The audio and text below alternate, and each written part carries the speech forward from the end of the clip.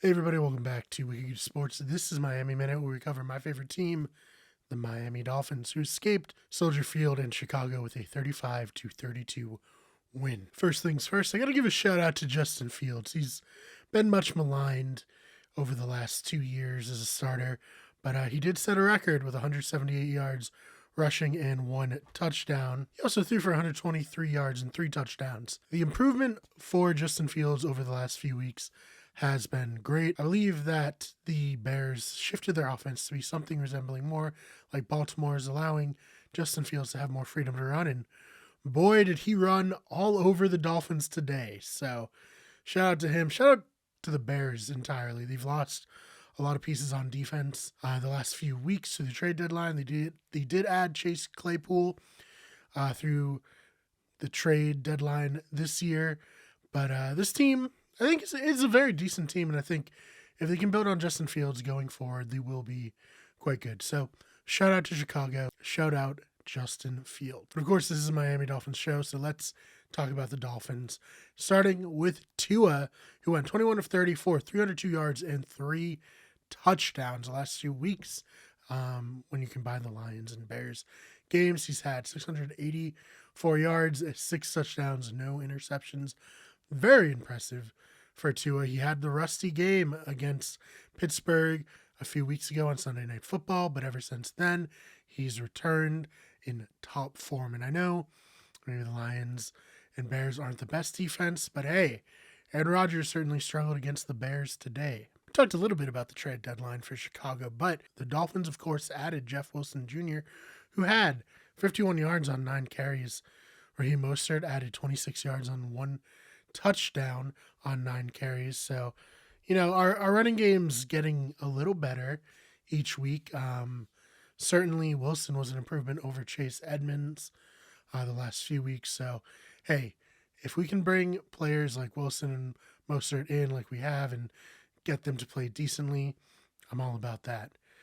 Tyreek Hill, 143 yards on 7 receptions and a touchdown, his first touchdown since week 2. He has been absolutely on fire. There's never been somebody who started off hotter than Tyreek Hill. In fact, he has 1,104 yards after 9 games. The fastest player to 1,000 yards in NFL history. The most yards, of course, through 9 games. So shout out Tyreek Hill. I think that was a good trade. I think everything they gave up for him was very, very worth it. Jalen Waddle had 5 receptions for 85 yards and 1 touchdown. And then Mike Gesicki, disappointingly, only had 1 reception for 3 yards. So we had a few weeks of Gesicki getting kind of back into it, but he went back down this week.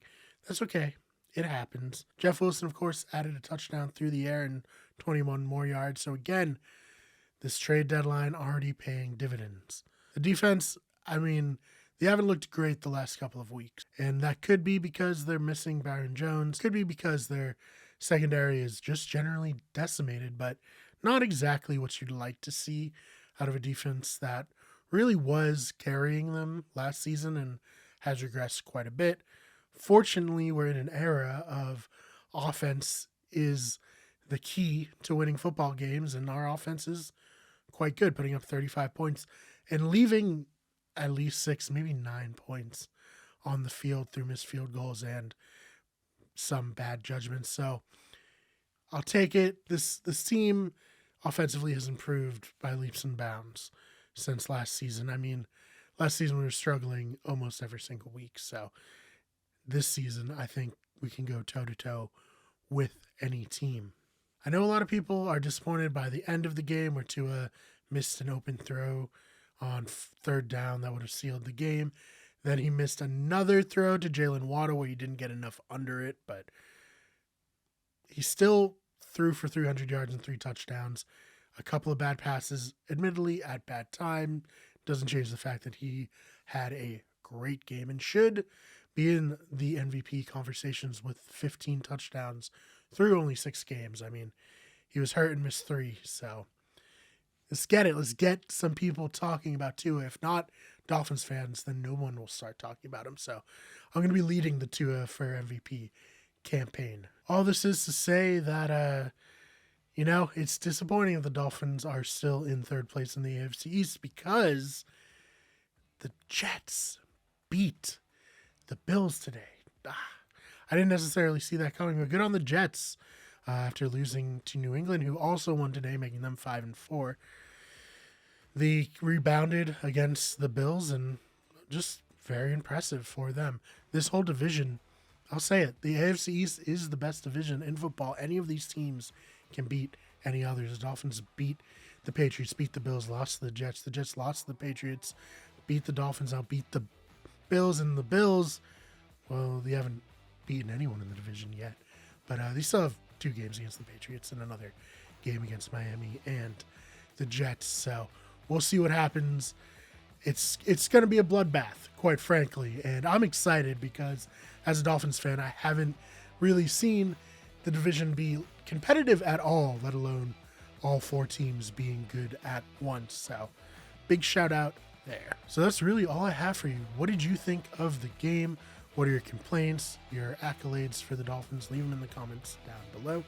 If you like this, please subscribe. We cover the Miami Dolphins in depth every single week here on the channel in the Miami Minute segment. We cover football generally, as well as all the other major sports. So subscribe to Wicked Sports. Thank you so much for watching, and we will see you in the next one.